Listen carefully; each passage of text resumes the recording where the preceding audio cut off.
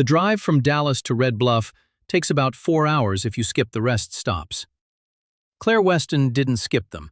She stopped twice, once for coffee, once to reread the acquisition brief one more time in a gas station parking lot off Route 87. She'd read it 6 times already. She read it a 7th. 43,000 acres. A private aquifer beneath limestone hills the color of old bone. A spring-fed creek called Clear Creek that hadn't run dry in recorded history. And sitting right on top of all of it, a cattle ranch owned by a single family since 1902. The Merritts. She closed the folder, took a long pull of burnt coffee, looked out at the flat scrubland rolling past the windshield. This is a routine acquisition, her boss Garrett had told her on Thursday morning, leaning back in the kind of chair that cost more than most people's cars. Go down there, make the old man an offer. $3 million, and if he pushes, go to 4. He'll take it. They always take it. Garrett Frank Aldridge, chairman and majority shareholder of Aldridge Capital, the kind of man who said, "they always" about everyone who wasn't him. Claire had been his director of land acquisitions for 6 years. She was 38 years old. She had closed 22 deals in 11 states. She had learned early and thoroughly that in this business, sentiment was a liability. She was good at her job precisely because she didn't let herself feel it. She pulled back onto the highway. Red Bluff was not what she expected. Small, yes, but not defeated. The main street had a diner with a hand-painted sign and 2 trucks parked out front at 9 in the morning on a Wednesday. A hardware store with a display of irrigation fittings in the window. A church with a marquee that read, "God doesn't waste hard seasons." She drove past it twice before turning toward the ranch road. The gate was made of iron and old cedar posts. No intercom, no security camera. Just a brass nameplate, green with age, bolted to the crossbar. Merritt Ranch, ES Taint 1902. She got out and opened it herself. The man was fixing a fence line when she found him. Not waiting for her, not dressed up, not standing on the porch with a handshake ready. He was crouched in the red dirt about 200 yards from the main house, driving a steel post into dry ground with a manual driver, and he didn't stop when she pulled up. He set the post. He drove it. He checked the angle with his eye, not a level. Then he stood up. He was maybe 55. Hard to tell exactly. He wore a canvas work shirt with the sleeves rolled to the elbow, jeans the color of the earth, boots that had been resoled at least twice. His hands, when he finally pulled off one glove to shake hers, were like something carved rather than grown. "Cal Merritt," he said. "Claire Weston, Aldridge Capital." "I know who you are." He said it without edge, just fact. She opened her mouth to begin the prepared introduction. "We appreciate your time, Mr. Merritt. Aldridge Capital has long admired the—" "You want some water?" he asked. Sure." He walked toward the house. She followed. There was a girl on the porch, 12, maybe 13, sitting cross-legged with a book on her knee and a dog the size of a small couch pressed against her leg. She looked up when Claire came up the steps, didn't say anything, just watched with brown eyes that held the same quality as her father's, quiet, measuring, unhurried. "This is Sadie," Cal said. "Hi," Claire said. Sadie looked at her the way you look at weather rolling in from the west. Might be fine, might not. The kitchen table was old oak, worn smooth in the center from decades of elbows and meals and arguments and homework. Cal poured 2 glasses of water from a ceramic pitcher and set them down. He didn't offer to sit. Neither did she, for a moment. Then she sat down and opened the folder. "Mr. Merritt, I'll be direct with you. Aldridge Capital is developing the Red Bluff corridor for a regional infrastructure project. Water distribution primarily, with sustainable residential components attached. Your property, specifically the Clear Creek Aquifer, is essential to the project's viability. He looked at the papers she slid across. Didn't touch them. We're prepared to offer $3 million for the ranch. Full property, water rights included. The kitchen was quiet. Outside, a screen door banged in the wind somewhere. That's a fair number, she added. More than fair, given current comps in the... Do you know how long it takes to breed a bloodline? He asked. She paused. I'm sorry? A cattle bloodline. Consistent genetics. Same temperament, same frame, same weight at weaning year after year. He looked at the window. My great-grandfather started this herd in 1902. We've had the same line running for 122 years. She said nothing. You can't buy 122 years, he said. You can only build it. He looked back at her. I appreciate you driving out. The answer is no. He stood up. The meeting was over. She didn't move. Mr. Merritt, Cal, she took a breath. I understand the sentimental value, I do, but $3 million could buy me something else? He picked up both water glasses and carried them to the sink. That's not how land works for people like us, Ms. Weston. People like us. She absorbed that, didn't know where to put it. She drove back to the highway, with the folder still full of unsigned paper and something she couldn't name sitting just below her sternum. She should have gone back to Dallas. That was the move. Report back to Garrett. He said no. Do we escalate? Let him decide whether to bring in the lawyers or the county commissioners or both, which was how this usually went when someone said no on the first offer. She'd seen it a dozen times. The machinery of a corporation doesn't pause for one man's sentiment, it routes around it. But she didn't go back to Dallas. She checked into the motel on Route 87, the kind of place with exterior corridors and a vending machine that clunked when it dispensed. And she spent the evening going through the county records she'd downloaded before leaving Dallas. What she found stopped her mid-scroll. The Merritt Ranch was not 43,000 acres. It was 43,000 acres of registered cattle operation. But the surface and mineral rights attached to the Merritt Family Trust, a trust established in 1978 by a man named Earl Merritt, Cal's grandfather, covered an additional 61,000 acres across 3 adjacent counties. Total, over 100,000 acres. She sat on the edge of the motel bed and stared at the laptop screen. There was more. The Clear Creek Aquifer wasn't just the most reliable water source in the Red Bluff corridor. It was, according to a 2019 geological survey she found buried in state environmental records, the primary recharge point for the entire regional water table, serving 4 counties and approximately 217,000 people. She thought about how Garrett had described this: routine acquisition. She thought about the project documents she'd been given, the ones that talked about redistribution and optimized allocation and long-term infrastructure development, language that had always been, in her experience, the corporate word for control. She called Garrett. He didn't pick up. She called again. He picked up on the 4th ring, annoyed. He said no, she said. Expected. Go to 4 million. Garrett. She stopped. She had one shot at this question and she needed to ask it correctly. What exactly happens to Clear Creek under the Phase 2 plan? A pause that was a fraction too long. Water gets redistributed to... That's not what I asked. Silence. Claire. His voice shifted. Just slightly. That particular softening that wasn't soft. Do your job. He hung up. She closed the laptop. She didn't sleep much. In the morning, she drove back to the ranch. Cal was in the barn this time. He looked up from a calf he was treating, a small red thing with an ear tag and a bandaged leg, and he didn't look surprised to see her. Breakfast? He said. She blinked. What? Sadie makes eggs on Thursdays. You look like you haven't eaten.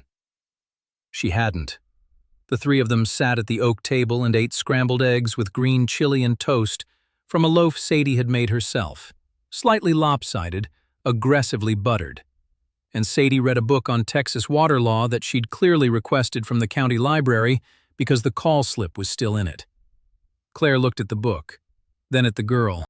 "You researching something?" she asked. "Yeah," Sadie said without looking up. "You." Cal said nothing. He drank his coffee and watched the window. Claire set down her fork. "What did you find?" Sadie finally looked up. She had a dog-eared page held with her thumb. "That company you work for filed 3 eminent domain requests in New Mexico in 2021. 2 of them were approved." She said it the way a 13-year-old who has recently discovered something infuriating says things. Flat, controlled, barely. Claire felt the egg go cold in her stomach. "That's," she started, stopped. "True?" Sadie asked. Cal put his coffee cup down. "Sadie." "She should know that we know," Sadie said. A long moment. "She's right," Cal said quietly. He looked at Claire. "She's usually right." Claire drove half a mile down the road and pulled over. She sat with the engine running and the heat on because, despite the Texas sun, the morning had a cold edge to it, and she was shaking a little. Not from cold.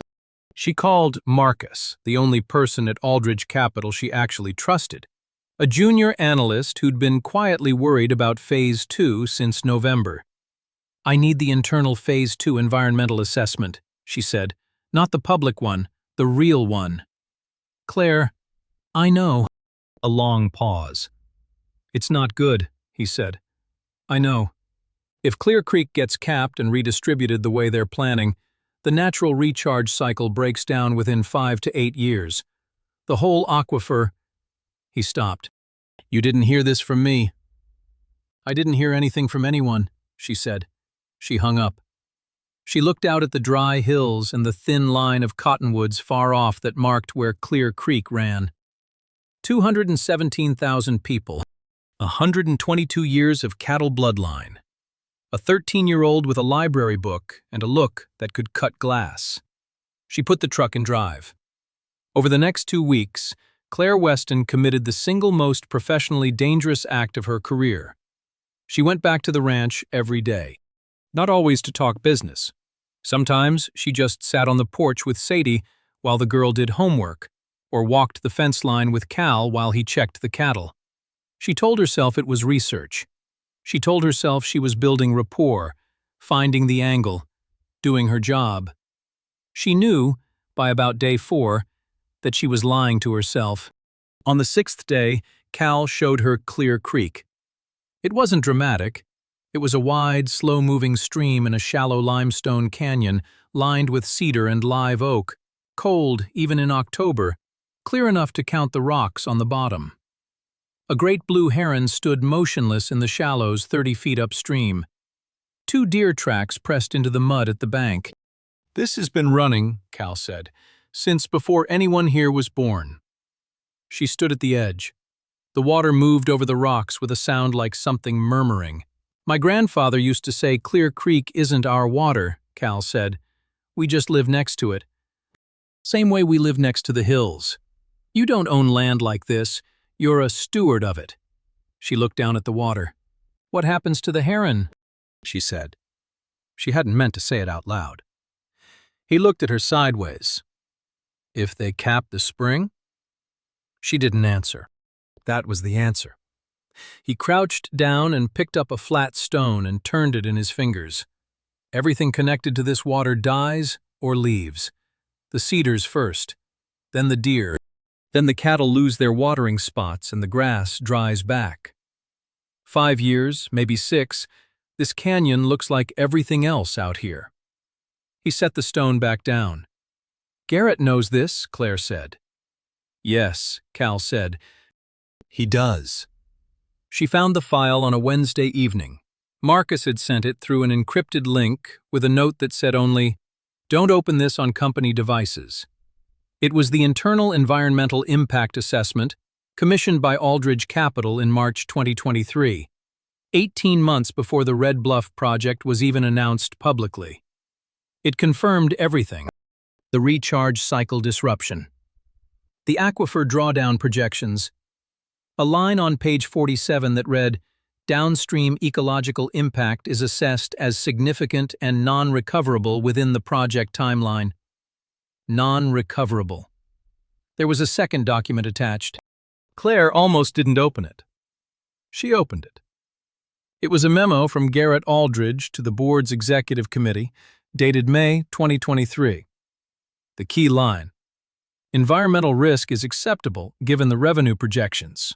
Recommend proceeding. Community water impacts to be managed via legal containment and media strategy. Managed via legal containment. She read it 3 times. Then she called Cal. He picked up on the second ring. It was 10:30 at night. "I have something you need to see," she said. He didn't ask questions. "Come tomorrow," he said. "Sadie makes pancakes on Sundays." The next morning, sitting at the oak table with the documents printed and spread between them, Cal read every page. He read slowly. He didn't skip anything. Sadie sat at the far end of the table with her chin propped in her hands, reading along. The dog was in the corner. Sunlight came through the window in long, flat bars. When Cal finished, he set the papers down. He didn't say anything for almost a full minute. Sadie was the one who spoke. "He knew," she said. "The whole time." "Yes," Claire said. "And you didn't?" Sadie asked. She wasn't being cruel. She genuinely wanted to know. Claire held the girl's gaze. "I didn't know the details. I knew enough to not look too hard." She paused. "That's not better." Sadie considered this. Then she nodded, slow, like she was deciding something about Claire. Cal looked up. His jaw had been tight the whole time he was reading. "What do you want to do?" "I want to stop it," Claire said, "but I can't do it alone. These documents prove intent, but to get them in front of a federal regulator, we need more. We need transaction records, the county commissioner communications, the water rights filings that were submitted without full disclosure." She spread her hands on the table. "I know where the files are. I can get in." "That's inside your company," Cal said. "Yes." He looked at her steadily. "If this goes wrong, I lose my job," she said. "My career, probably." She paused. "Maybe more than that." "Then why are you doing it?" She looked at the document on the table. Non-recoverable. She looked at the window, at the hills, at the cottonwood line far off. "Because I read the word non-recoverable," she said, "and I thought about Sadie being 30 years old in a world where Clear Creek doesn't exist anymore. And I couldn't—" She stopped. "I couldn't be the person who let that happen." The kitchen was quiet. Sadie looked at her father. Cal looked at Claire for a long time. Then he said, "What do you need from us?" The next 11 days were the kind that age you. Claire worked 2 tracks simultaneously. Her official Aldridge role, because she couldn't let Garrett know anything had changed, and the quiet, careful work she was doing at night on a laptop she'd bought cash from a Best Buy in Lubbock. She called Marcus twice more. He was scared. She didn't blame him. He helped anyway. Cal drove to Austin to meet with a water rights attorney named Sandra Okafor, who specialized in environmental litigation against corporate land acquisitions. Sandra had 7 cases on her desk and told Cal she'd take his case on contingency if the documents were what Claire said they were. She read the memo. She called Cal back in 4 hours. "This is federal," she said. "This is not a civil suit. This is a federal fraud and environmental violation case." Cal called Claire. "Sandra wants the full file," he said. "It's ready," she said. "Tell her Friday." The Thursday before Friday, Garrett called her. "How are we doing in Red Bluff?" he said. "Easy. Comfortable." The way he always was when he thought he knew the outcome. "Still in negotiation," Claire said. Her voice didn't change. She'd practiced this part. "Wrap it up," he said. "We've got a county commissioner vote in 3 weeks. I need the land signed over before then. I'm working on it. Good. A pause. He's going to take the offer eventually, Claire. They always do. It's just a matter of how much it costs them to figure that out. She said nothing. $4 million's on the table, Garrett said. If he needs 5, call me first. But get it done. He hung up. She sat in the motel room and let herself feel what was in her chest for exactly 2 minutes. Fury. Not the hot kind. The cold, settled kind that doesn't move when you try to breathe it out. The kind that makes you very, very careful. Then she opened the laptop and sent the full file to Sandra Okafor. The federal investigators contacted Aldridge Capital on a Tuesday morning in January. Claire was in Dallas. She'd gone back after sending the file. She needed to be in place. Not running, not absent. Running meant guilty. Present meant she was still doing her job, still there. Still a director of land acquisition who had absolutely no idea that a set of documents had made their way to the Environmental Protection Agency's Enforcement Division and the FBI's Public Corruption Unit simultaneously. She heard about the investigators from Marcus, who texted her 2 words at 8:47 a.m. It's happening. She put her phone face down on her desk and looked out the 43rd floor window at the Dallas skyline and the flat brown expanse of land stretching out beyond it. Somewhere out there, 4 hours away, a creek ran clear over limestone, and a heron stood in the cold water, and a girl was probably reading something dangerous at the kitchen table. Her office phone rang, then her cell, then her office phone again. She let it ring. Garrett Aldridge was removed from executive authority by the board 26 days after the federal investigation was announced. He retained counsel. He did not release a public statement. He did not go quietly, exactly, but he went. The Red Bluff project was suspended pending federal environmental review. The county commissioner communications, 3 of them had received payments that didn't appear in any public filing, were included in the federal case.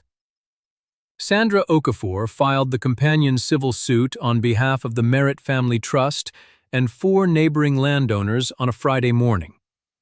She sent Cal a text that said simply, "Filed. You're protected." Cal read it standing in the barn. He read it twice. He set his phone in his shirt pocket and finished what he was doing with the cattle. Then he walked outside and looked at the hills for a long time. Claire left Aldridge Capital in February. There was no dramatic moment, no scene. She wrote the resignation letter on a Sunday night and submitted it by email and cleaned out her office the following Tuesday. 43 floors up and everything she owned fit in a single cardboard box. She carried it to her car and sat in the parking garage for about 10 minutes. Then she drove to Red Bluff. It was the first week of spring. The hills were still brown, but there were green shoots coming up along the creek banks, thin and persistent, the kind of green that looks like it's deciding something. Claire stood at the edge of Clear Creek in her city coat and watched the heron. She decided it was the same one, though she knew that was probably projection, fish in the shallows. Sadie came down the path from the house and stood beside her. They didn't say anything for a while. "What are you going to do?" Sadie asked. "I'm not sure yet," Claire said. "But I have an idea." The Merritt Land Conservation Fund was incorporated in the state of Texas on April 14th, 2 years and 3 months after Claire Weston first drove through that iron gate with a folder full of acquisition papers. The fund's stated mission: to acquire conservation easements on family-owned agricultural land across the Southwest, protecting water rights and surface rights from corporate acquisition in perpetuity. Claire served as executive director. Sandra Okafor joined the board. Marcus, who had quietly resigned from Aldridge Capital a week after the investigation broke, became operations director. The first property protected under the fund was, naturally, the Merritt Ranch, 104,000 acres, the entire Clear Creek watershed, the aquifer, the spring, the limestone hills and cedar breaks, and the long fence lines that Cal still walked by hand every week. Protected. In perpetuity. The paperwork was signed at the oak table in the kitchen. Sadie had made pancakes. There was a plate of them going slightly cold in the center of the table because no one had moved to eat yet. Sandra's pen cap was clicking. Outside, two of Cal's dogs were doing something complicated in the yard. Cal signed his name slowly, the way you sign something that matters. He set the pen down. Sadie picked up a pancake and ate it standing. "Good," she said. There is something that happens when a piece of land has been in one family for a very long time. It isn't mystical. It isn't sentimental, exactly. It's more structural than that. The land carries the memory of every decision made on it, where the fence lines run, where the water was rerouted in the drought year of 1957, which pastures were rested and which were pushed. 100 years of choices layered into the ground. Cal Merritt knew the name of every permanent pasture on the ranch. There were 37 of them. His grandfather had named them, and his father had taught him the names before he could read. And Cal had taught Sadie the same way, standing at the fence, pointing. That's the flat top. That's the west draw. That's the heron pasture, because there's always been a heron there, long as anyone can remember. Sadie could name all 37. She had a notebook somewhere with notes on the geology of each one. Cal had found it once, accidentally, and read 3 pages before he put it back. It was the kind of thing that made your chest go tight in a way that isn't grief and isn't happiness, but sits somewhere between them. Claire spent her first year running the fund out of a rented office in Red Bluff. She drove the same stretch of highway she'd first taken to the ranch on an October morning when she thought she was going to make a routine offer to a simple farmer. The drive that had felt like nothing. The drive she now knew as 37 minutes of mesquite and cedar and limestone cuts, and the particular way the light hit the hills at different hours of the day. She worked 12-hour days. She had 2 full-time staff and 5 volunteers and a network of land attorneys across 6 states. In the first 18 months, the fund secured easements on 11 properties, 11 families, 11 pieces of land that would not become something else. It was not the same scale as Aldridge Capital. She didn't have Garrett's resources or his infrastructure or his certainty. She had something else. She knew exactly what she was protecting, and exactly what it cost to protect it, because she had stood on the other side and read the words non-recoverable, and decided very deliberately that she was not going to be the person who accepted that word about a living thing. On a Saturday in November, Cal and Claire walked the south fence line in the late afternoon. The light was that particular November light, low and gold and long-shadowed, the kind that makes everything look like it's about to become a memory. The cattle were moving toward the water, and the air smelled of dry grass and cedar smoke from somewhere off to the west. They walked without talking for a long time. That was the thing about the ranch, Claire had found. It didn't require conversation. It asked you to be quiet and present and look at what was in front of you. Most of her adult life had been spent in offices and conference rooms and negotiation tables, talking, always talking, filling space with words that cost nothing. The land didn't want that. The land wanted you to slow down and pay attention. "My dad would have liked you," Cal said out of nowhere. She looked at him. "Yeah?" He was hard on people who weren't straight with him. Cal watched the cattle moving through the far gate. But once he decided someone was straight, that was it. That was a permanent thing. She didn't say anything. They walked another 50 yards. "Sadie's already decided," he said. "I know," Claire said. "She decided about 2 weeks in. I wasn't sure which way until about week 4. Cal almost smiled. Not quite. "Which way did she decide?" Claire asked. "She made you pancakes," he said. Garrett Aldridge entered into a deferred prosecution agreement with the federal government in March. He agreed to pay $62 million in penalties and restitution and step down permanently from the Aldridge Capital Board. His lawyers issued a statement. He did not call Claire. She did not call him. There was nothing to say. Some endings aren't dramatic. Some of them are just paperwork. Sadie Merritt turned 14 in April. For her birthday, she asked for 3 things: a new book on groundwater hydrology, a second library card for the county seat, and to be allowed to help with the spring cattle work alongside Cal without being told to slow down or be careful. Cal said yes to all 3. He said yes to the third one with a look that said he'd been waiting for her to ask. They worked 4 consecutive days that week, branding and vaccination and herd health checks that covered the whole ranch. Sadie kept up. More than kept up. She had questions that Cal had to think about before answering, and one of them he couldn't answer at all, and he said so, and Sadie wrote it in her notebook under a heading that said, "Things to Research." Claire came out for the last afternoon of it. She had never branded cattle before. Cal handed her the marker, a livestock paint stick, not a brand iron, don't worry, and showed her the technique and let her do 3 calves in a row. She got 2 right and 1 slightly crooked. Sadie told her the crooked one would be fine. "It's just paint," Sadie said. "It's not permanent." "Unlike conservation easements," Claire said. Sadie grinned. First real, unreserved grin Claire had ever seen from her. It changed her face completely.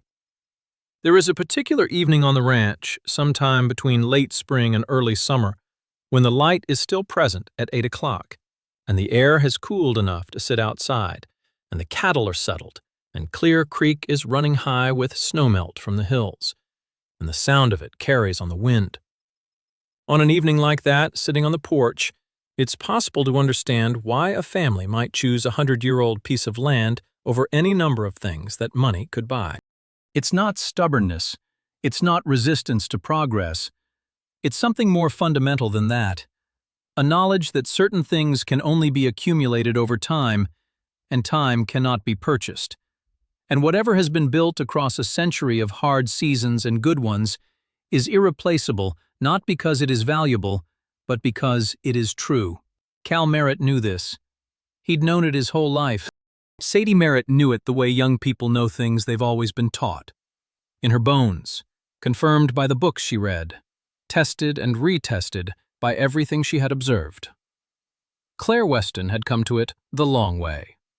The hard way. Through a corporate brief and a motel on Route 87, and a girl with a library book, and a man who offered her water before she'd said anything worth deserving it. She'd come to it through the word non-recoverable, and the choice she made afterward, and the 43 floors she'd walked away from, and the 37 pastures she'd learned by name. The long way is still a way. Sometimes it's the one that sticks. On the last Sunday of October, the 3 of them drove up to the high point on the south end of the ranch, a limestone outcrop that Cal called the Overlook, though it wasn't on any map. From there you could see 40 miles in 3 directions. Red Bluff to the north, the Clear Creek Canyon running east to west like a line drawn by something that knew what it was doing. The hills to the south, fading into blue distance. They stood there for a while. Sadie had her notebook. Cal had his coffee in a thermos. Claire had her hands in her coat pockets and nothing else. The wind came up from the south and moved through the cedar below them, and the sound of it was old and clean, and it didn't ask for anything. "It'll still be here," Sadie said. She wasn't asking, she was stating it. "Yes," Claire said. "It will." Cal looked out at the horizon. He didn't add anything. He didn't need to. The land stretched out in all directions, rooted and still, 122 years of patient custody visible in every fence line and watering point and pasture name. It would still be there when Sadie was 40, and when Sadie's children were learning the 37 names. The spring would still run, the heron would still fish, the limestone hills would still hold the water inside them the way they always had. Not because it was inevitable, because someone had stood at a table on a cold January morning and decided that non-recoverable was not acceptable, and because a man had offered water to his adversary before she'd earned it, and because a 13-year-old had read a library book and told the truth about what she found and hadn't looked away, and because when it mattered, people did the harder thing. They always have, They still do. That's the part that doesn't make the news. That's the part that holds. The Merritt Ranch conservation easement was filed in perpetuity on April 14th. Clear Creek continues to run. The regional aquifer serving 4 counties and approximately 217,000 people remains intact. The Merritt Land Conservation Fund has, to date, protected 11 properties across the Southwest. Sadie Merritt is 15 now. She is already writing letters to the State Water Board. Some things you don't have to worry about. If this story stayed with you, if you found something true in it, drop a comment and tell us which part hit hardest. Was it Sadie? Was it the word non-recoverable? Was it Claire walking away from the 43rd floor? Stories like this one exist because you keep watching and sharing. Hit like, subscribe, and turn on notifications. Every story we tell is about the quiet, human decisions that never make headlines, but hold the world together. Thank you for being here. We'll see you in the next one. This story follows Marcus Webb, a brilliant black toxicologist whose life was destroyed after he tried to expose dangerous research misconduct at a pharmaceutical institute. Once respected as Dr. Marcus Webb, he lost everything: his career, reputation, home, and marriage, after powerful people discredited his findings. Years later, he works quietly as a hospital janitor while raising his 7-year-old daughter, Maya, in a small but carefully organized apartment. Though the world now sees him as invisible, Marcus never stopped being a scientist. At the same hospital, 9-year-old Chloe Sterling, daughter of powerful CEO Eleanor Sterling, lies unconscious with a mysterious illness no doctor can explain. 18 specialists have failed to find a diagnosis. Eleanor, a woman used to controlling every outcome through power and money, watches helplessly as her daughter fades away.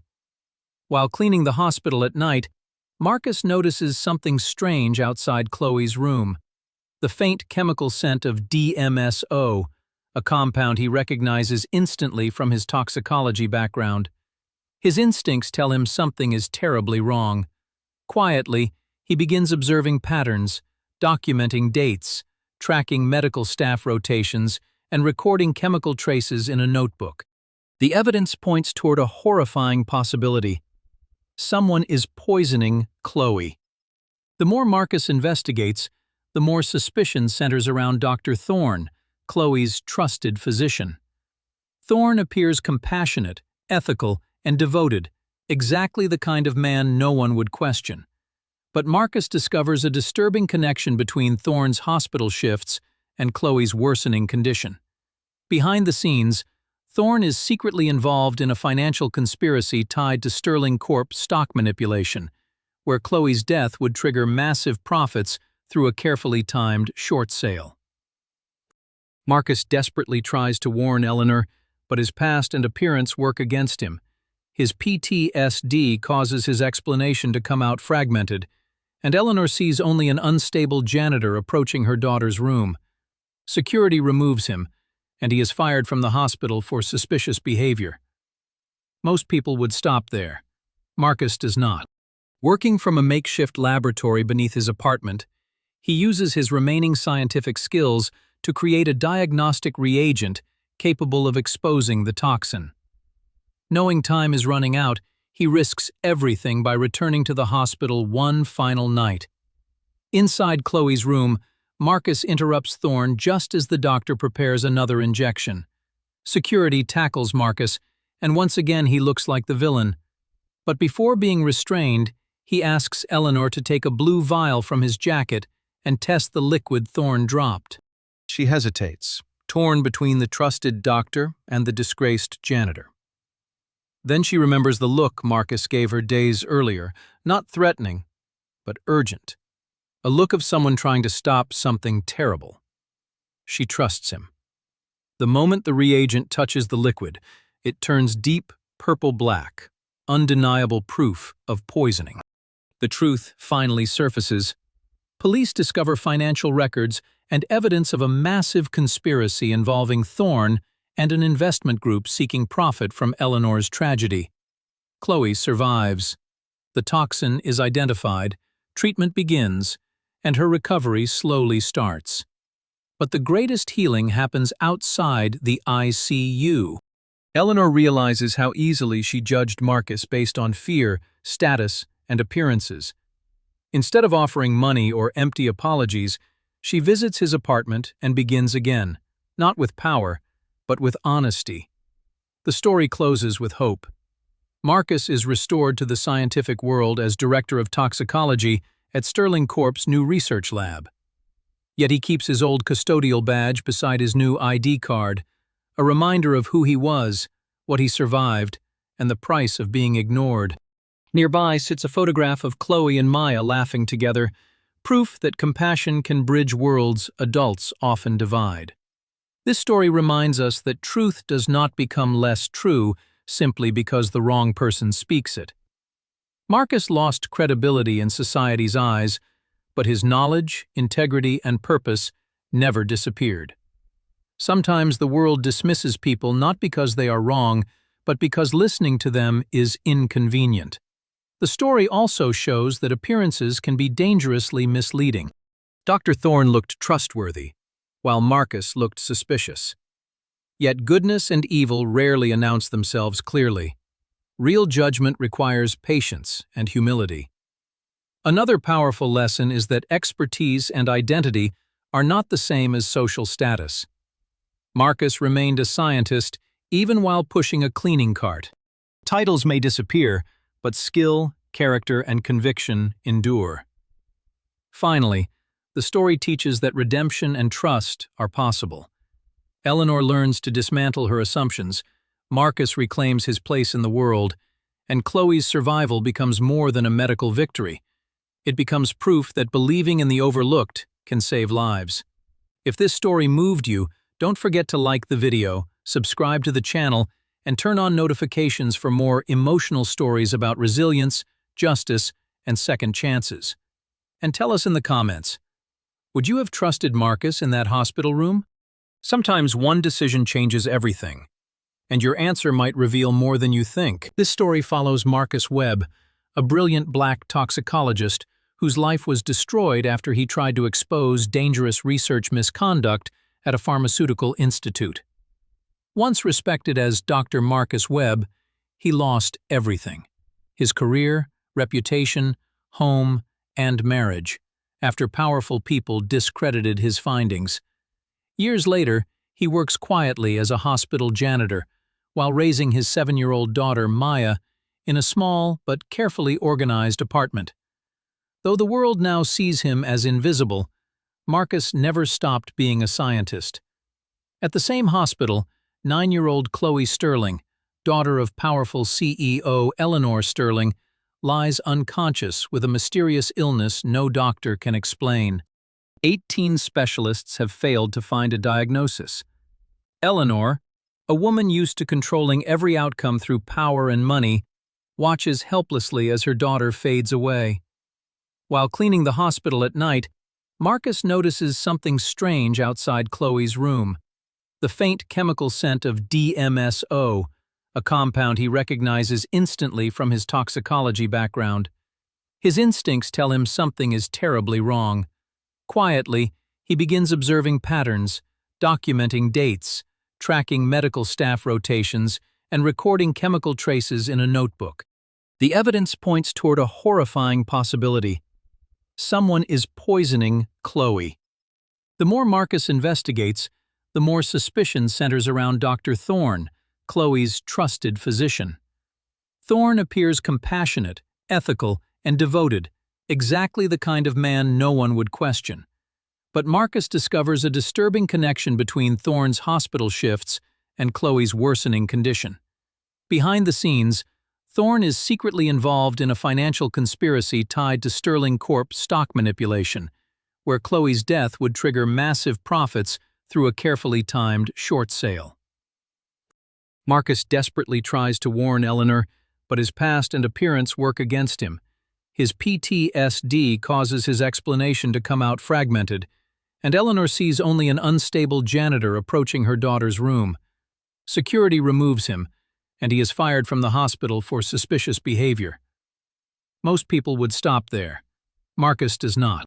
Working from a makeshift laboratory beneath his apartment, he uses his remaining scientific skills to create a diagnostic reagent capable of exposing the toxin. Knowing time is running out, he risks everything by returning to the hospital one final night. Inside Chloe's room, Marcus interrupts Thorne just as the doctor prepares another injection. Security tackles Marcus, and once again he looks like the villain. But before being restrained, he asks Eleanor to take a blue vial from his jacket and test the liquid Thorne dropped. She hesitates, torn between the trusted doctor and the disgraced janitor. Then she remembers the look Marcus gave her days earlier, not threatening, but urgent. A look of someone trying to stop something terrible. She trusts him. The moment the reagent touches the liquid, it turns deep purple-black, undeniable proof of poisoning. The truth finally surfaces. Police discover financial records and evidence of a massive conspiracy involving Thorne and an investment group seeking profit from Eleanor's tragedy. Chloe survives. The toxin is identified, treatment begins, and her recovery slowly starts. But the greatest healing happens outside the ICU. Eleanor realizes how easily she judged Marcus based on fear, status, and appearances. Instead of offering money or empty apologies, she visits his apartment and begins again, not with power, but with honesty. The story closes with hope. Marcus is restored to the scientific world as director of toxicology at Sterling Corp's new research lab. Yet he keeps his old custodial badge beside his new ID card, a reminder of who he was, what he survived, and the price of being ignored. Nearby sits a photograph of Chloe and Maya laughing together, proof that compassion can bridge worlds adults often divide. This story reminds us that truth does not become less true simply because the wrong person speaks it. Marcus lost credibility in society's eyes, but his knowledge, integrity, and purpose never disappeared. Sometimes the world dismisses people not because they are wrong, but because listening to them is inconvenient. The story also shows that appearances can be dangerously misleading. Dr. Thorne looked trustworthy, while Marcus looked suspicious. Yet goodness and evil rarely announce themselves clearly. Real judgment requires patience and humility. Another powerful lesson is that expertise and identity are not the same as social status. Marcus remained a scientist even while pushing a cleaning cart. Titles may disappear, but skill, character, and conviction endure. Finally, the story teaches that redemption and trust are possible. Eleanor learns to dismantle her assumptions, Marcus reclaims his place in the world, and Chloe's survival becomes more than a medical victory. It becomes proof that believing in the overlooked can save lives. If this story moved you, don't forget to like the video, subscribe to the channel, and turn on notifications for more emotional stories about resilience, justice, and second chances.